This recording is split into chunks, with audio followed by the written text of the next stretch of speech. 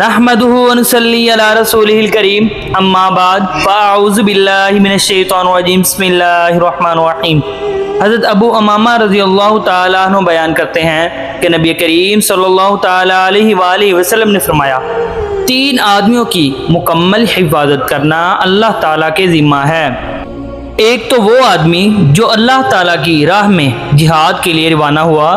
تو وہ اللہ کی حفاظت میں ہے، حتیٰ کہ اللہ اسے فوت کر کے جنت میں داخل فرما دے یا اسے حاصل ہونے والے اجر یا مال غنیمت کے ساتھ واپس لوٹا دے۔ وہ آدمی جو مسجد کی طرف جائے تو وہ بھی اللہ تعالیٰ کی حفاظت میں ہے، اور وہ آدمی جو اپنے گھر میں داخل ہوتے وقت سلام کرتا ہے وہ بھی اللہ پاک کی حفاظت میں ہے۔ اللہ پاک سے دعا ہے کہ اللہ پاک ہمیں بھی مسجد میں جانے والا بنا دے، گھر میں جاتے وقت سلام کرنے والا بنا دے، اور ان تینوں آدمیوں کی طرح ہمیں بھی اپنی حفاظت میں لے لے، آمین۔